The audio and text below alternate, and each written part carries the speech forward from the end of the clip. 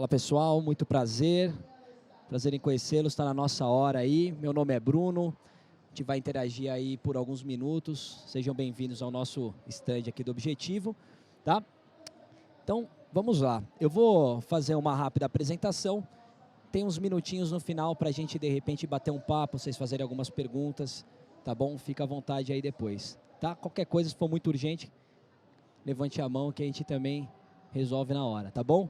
Muito bem. Então, a nossa ideia é falar um pouquinho sobre problemas ambientais clássicos, sempre do ponto de vista científico, obviamente, tá? A nossa ideia é sempre essa. Os dados aqui não são meus, são dados públicos, né, feitos, elaborados, deduzidos por cientistas de altíssimo gabarito, né, de todo o mundo aí, tá certo? Então, vamos lá. Uma rápida apresentação. Eu fiz colégio no Objetivo e hoje trabalho lá, trabalho desde 2005. Eu me formei em Química na Universidade de São Paulo, no campus aqui de São Paulo, na USP, tá certo? Depois eu fiz um mestrado em Ciências, tá? E desempenho aulas lá no curso e Colégio Objetivo, tá certo? Muito bem. Bom, qual que é a ideia? A ideia é fazer uma rápida introdução histórica para mostrar para vocês que o homem tem sim influenciado e alguns equilíbrios do nosso planeta Terra. A nossa espécie ela já existe há um pouco mais de 100 mil anos e na maior parte da nossa existência o crescimento populacional sempre foi muito baixo. A gente tinha baixo consumo de recursos naturais, a gente tinha uma pequena capacidade, né, de impacto no planeta. Existia inclusive uma ideia de que o planeta era tão grande perante a nossa existência como espécie, que o nosso planeta seria uma fonte inesgotável de recursos. Isso era algo absolutamente posto para a humanidade até pouco tempo atrás, tá certo? A fonte aqui está indicada. Muito bem, olha esse gráfico que interessante. É um gráfico que mostra o crescimento populacional da nossa espécie nos últimos 1000 anos. Então, você vê aqui, ó, estávamos praticamente num flat aqui, certo? Então a gente demorou quase 100 mil anos, na verdade, um pouco mais de 100 mil anos para bater o primeiro bilhão de pessoas no nosso planeta. Vou até aumentar o meu volume aqui, ó, para também me ouvir melhor, né? Boa. A partir da Revolução Industrial, a nossa população explodiu. Esse gráfico é bem visual, tá? Algumas discussões plausíveis, né? Temos uma maior urbanização, maior produtividade, avanços científicos e tecnológicos que nos deu uma perspectiva de vida maior, tá certo? Algo que vocês discutem muito com os nossos amigos historiadores, né? Esse gráfico aqui, ele fica um pouco mais evidente da evolução da população da nossa espécie. Então, o primeiro bilhão bateu em 1804, tá certo? A gente demorou mais 123 anos para bater o segundo bilhão, 32 anos para bater o terceiro, mais 15 o quarto e assim por diante. Então, olha esse intervalo de tempo aqui. Pouquíssimo tempo, a gente foi aumentando 1 bilhão, de 1 bilhão, de 1 bilhão, de 1 bilhão. Em 2011, batemos 7 bilhões. Hoje, temos 7 bilhões e meio em 2019. Aproximadamente 7 bilhões e meio. Tá? Aqui eu coloco uma referência de tempo sobre a Conferência de Estocolmo, 1972, e o relatório de Brundtland, 1987, que são datas notáveis para a sustentabilidade do nosso planeta. Vamos ver por quê. A Conferência de Estocolmo foi a primeira reunião de líderes mundiais com foco em meio ambiente e desenvolvimento. Foi aqui que desencadearam os primeiros recursos, os primeiros financiamentos para pesquisas científicas de alto nível sobre os impactos da nossa espécie para o nosso planeta. Então, a ideia de ecodesenvolvimento surgiu aqui. Com essas pesquisas iniciadas em 72, aproximadamente 15 anos depois, eles reuniram os principais dados científicos naquilo que eles chamaram de relatório de Brundtland, tá certo? Ele foi elaborado a partir de 1983, divulgado oficialmente em 1987. Ele foi liderado pela primeira-ministra da Noruega na época, que é a senhora Brundtland, que batizou o relatório, tá certo? E nesse relatório você encontra já algumas primeiras propostas mundiais nessa área ambiental, tá? Aqui surgiu o conceito de desenvolvimento sustentável. Essa é a senhora Brundtland, né? E se você quiser, em uma frase, resumir a ideia do que é o desenvolvimento sustentável, está ali.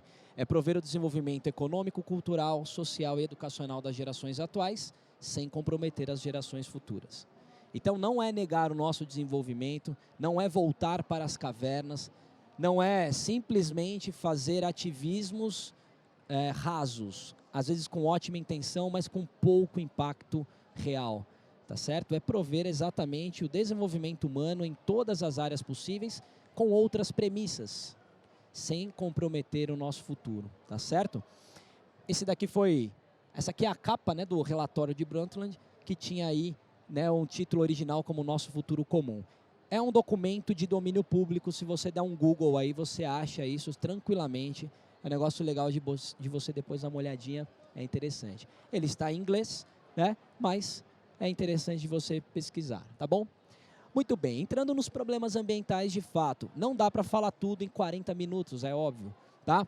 Então, os que às vezes ficam um pouco menos lembrados, né, não são tão abordados nas grandes provas, ou mesmo de maneira ampla, problema do lixo, problema da água, não menos importantes, ok? Mas vamos deixar isso para uma outra oportunidade.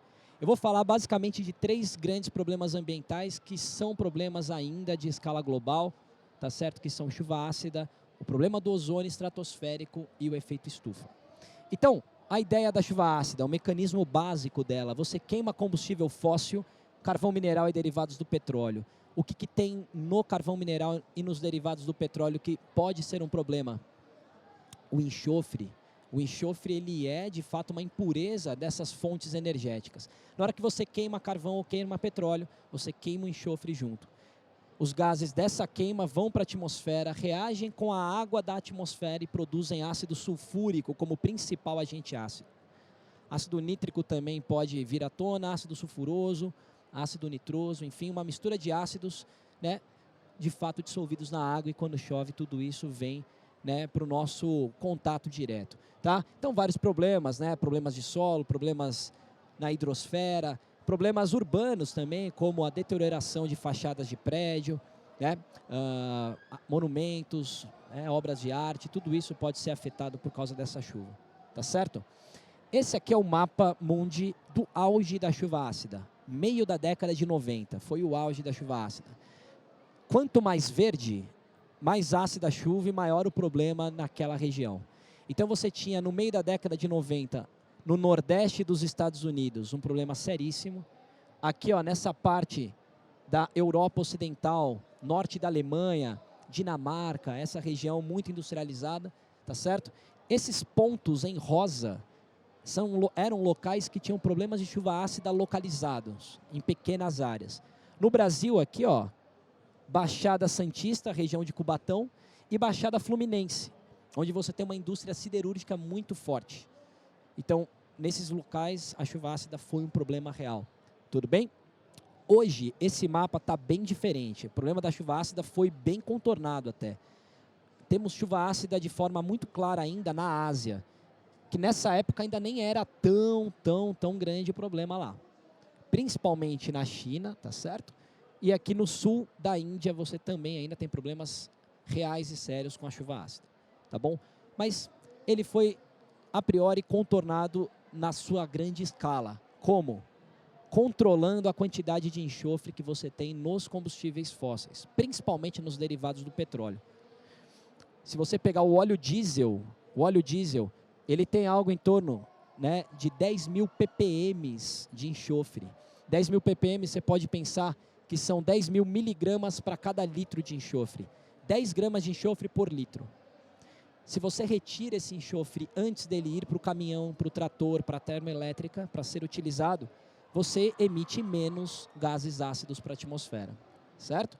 Então, você tinha um diesel com 10 mil ppm em média, hoje você já tem diesel com 10 ppm. É uma redução bem significativa. Existe uma meta no Brasil que infelizmente não será cumprida. A meta era, até 2020, todo óleo diesel vendido no Brasil ter até 10 ppm. Isso já é algo surreal.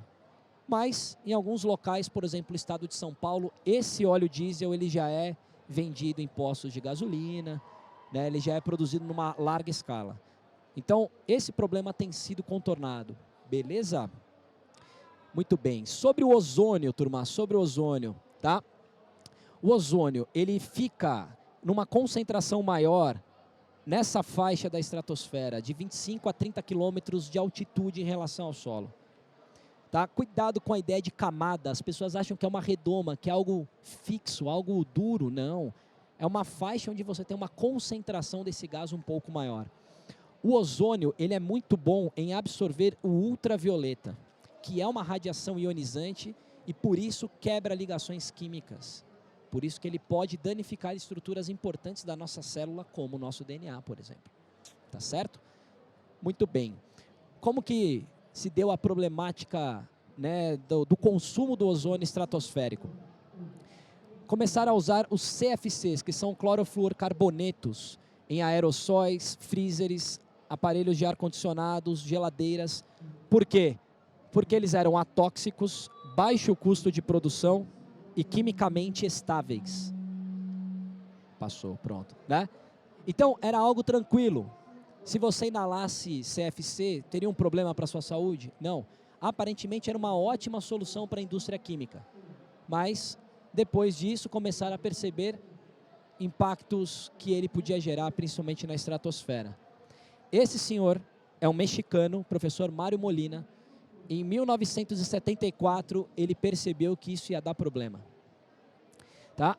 Ele foi um dos grandes cérebros, né, de uma conferência que eles chamaram de Protocolo de Montreal. Foi uma conferência seguida do Tratado Internacional, tá certo? Onde eles colocaram metas para a redução dos CFCs em até 10 anos. A ideia era eliminar os CFCs até 1997. Tudo bem? E o professor Mário Molina foi justamente a pessoa mais engajada em explicar o problema e por que isso era muito sério. Muito bem.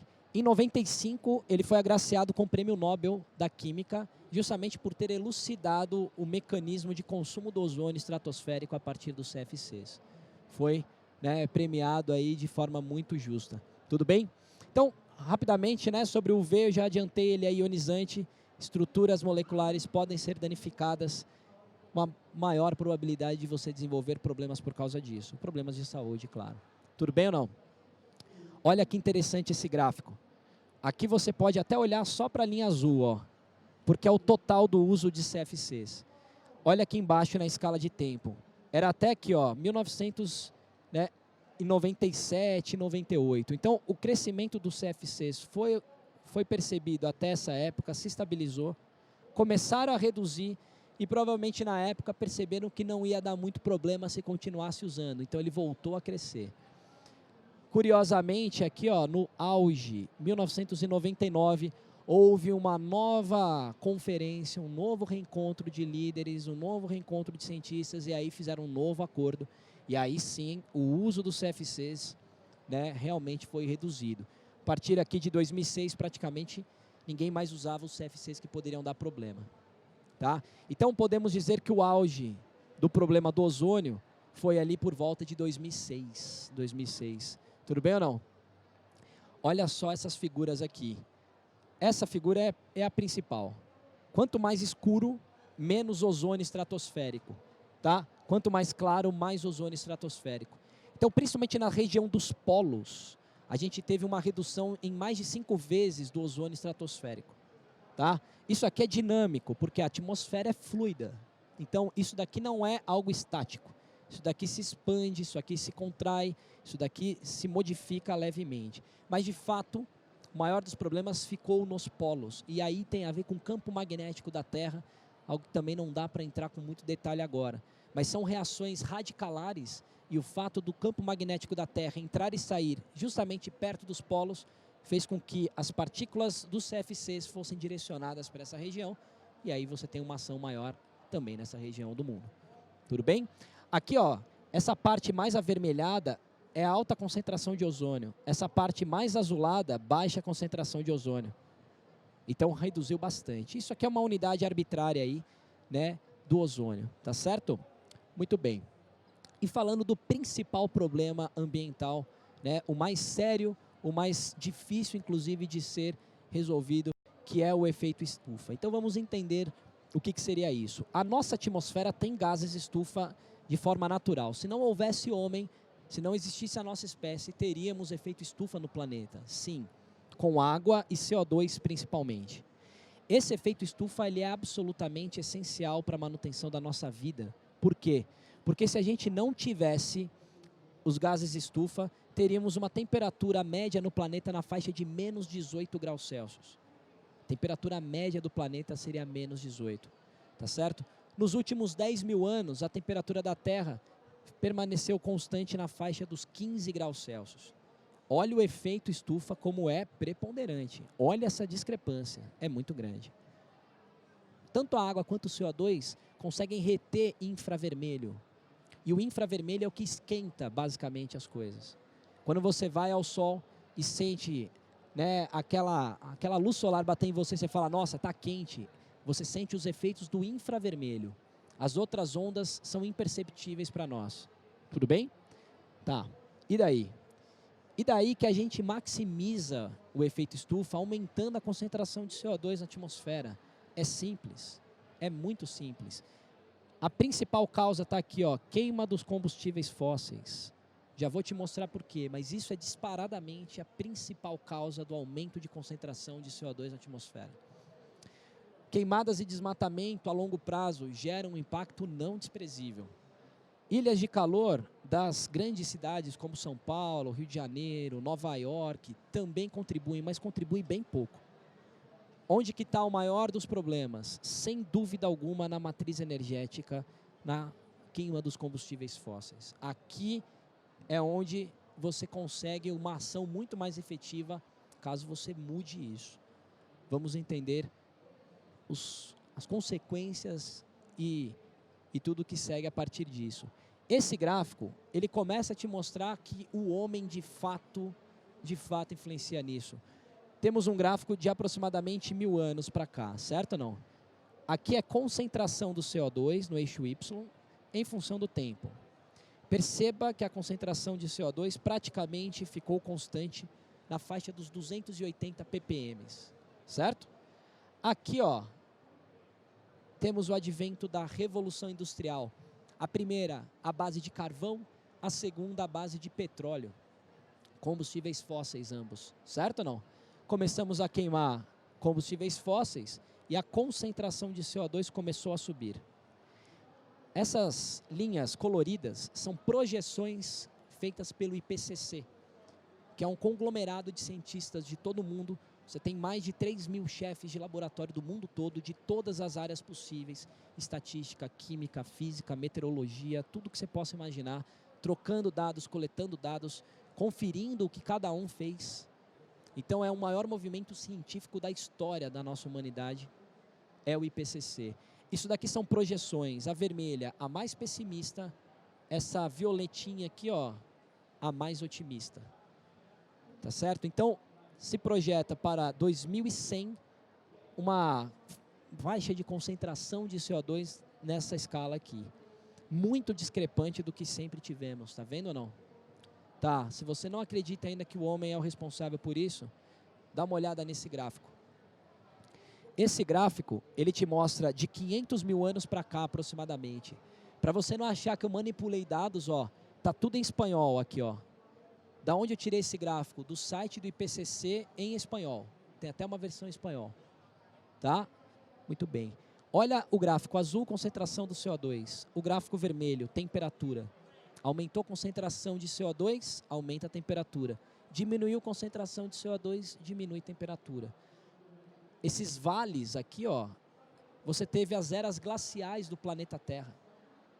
Então, quando a concentração de CO2 bateu a faixa de 200 ppm, o planeta entrou numa era glacial.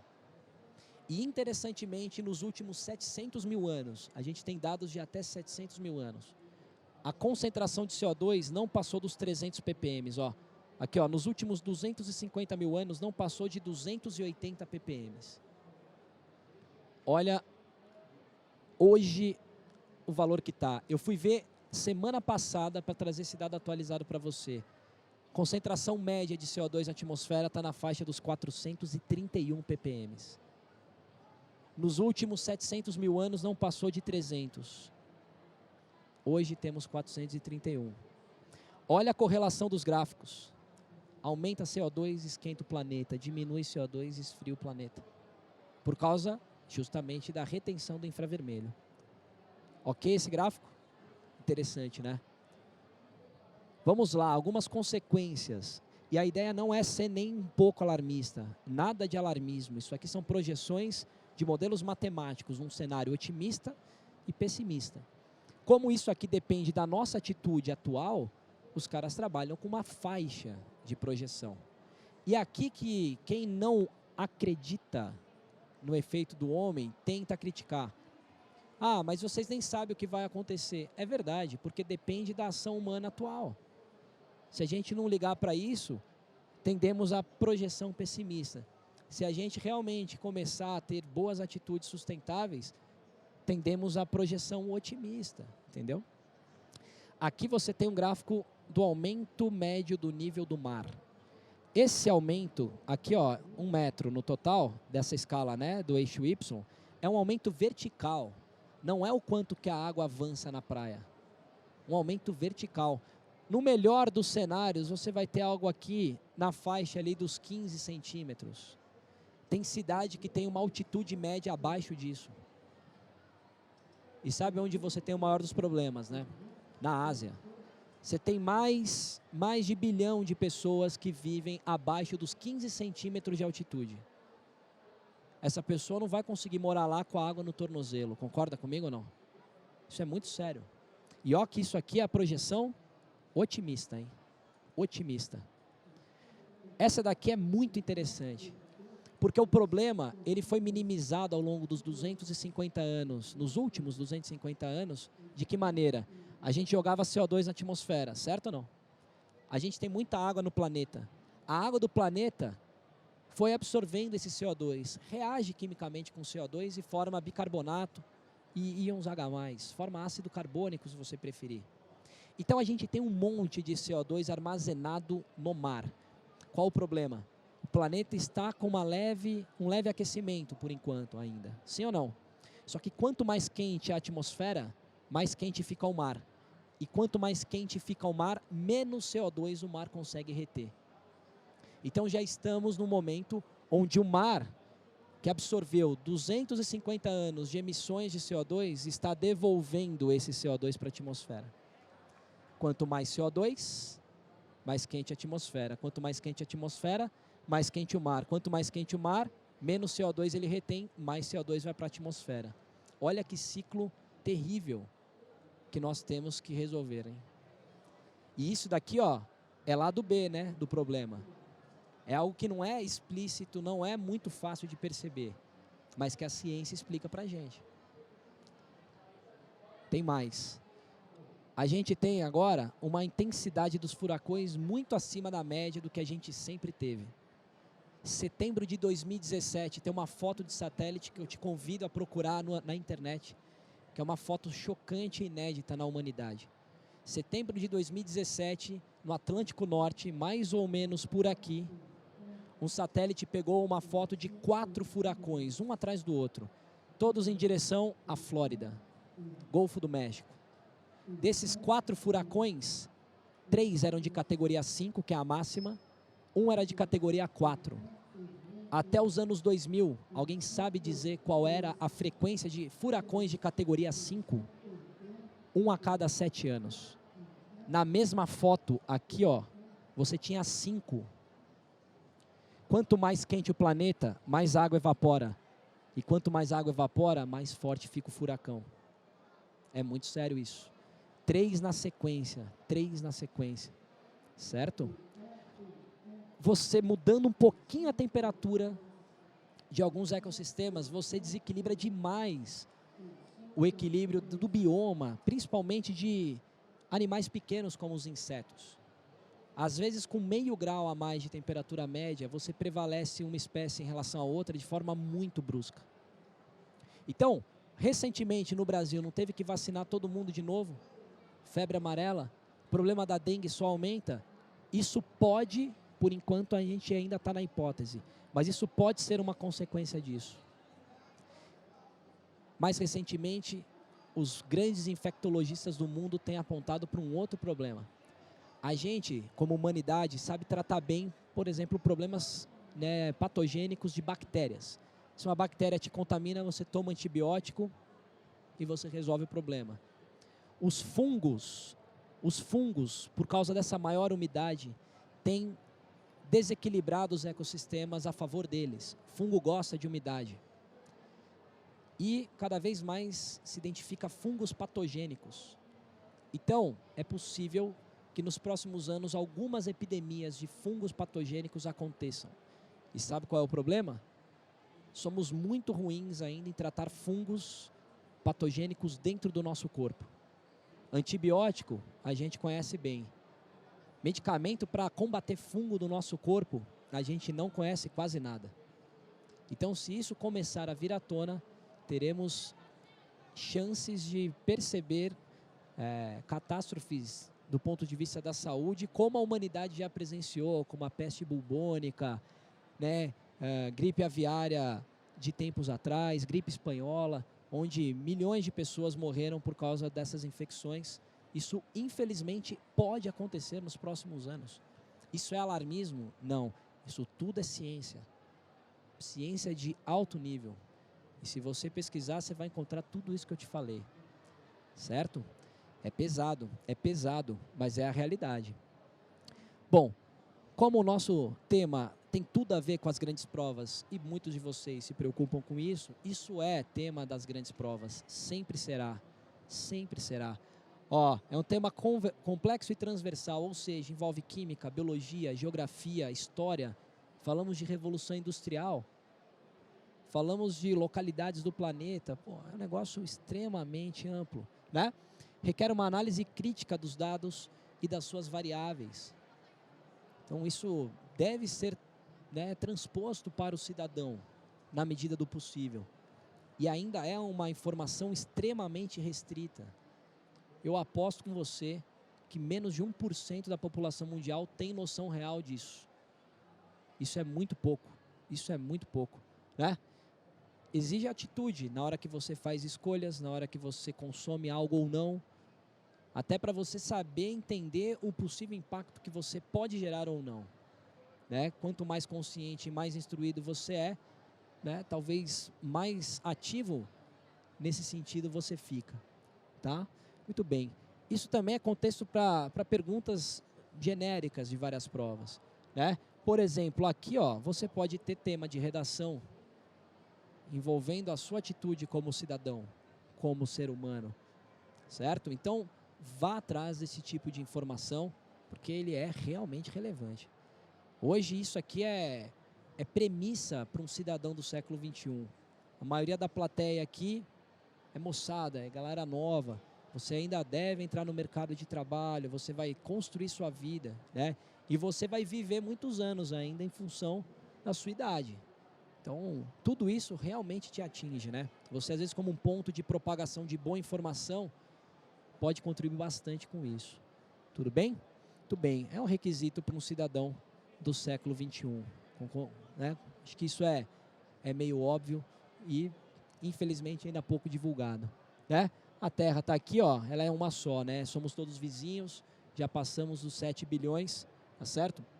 Mas os problemas estão na nossa cara. Então, acho que a gente tem essa obrigação de fazer aquilo que está ao nosso alcance, ainda que seja propagando boa informação, com boas fontes, né? Sabendo contornar eventuais intenções ruins em função de algum interesse escuso ou individual, certo? Então, a ciência tem que ser sua parceira e a boa ciência, com boas fontes, pesquisadores sérios que fazem um trabalho realmente digno, né, e na medida do possível isento, para que tudo isso fique legal para todos, certo, meu? Beleza? Muito obrigado.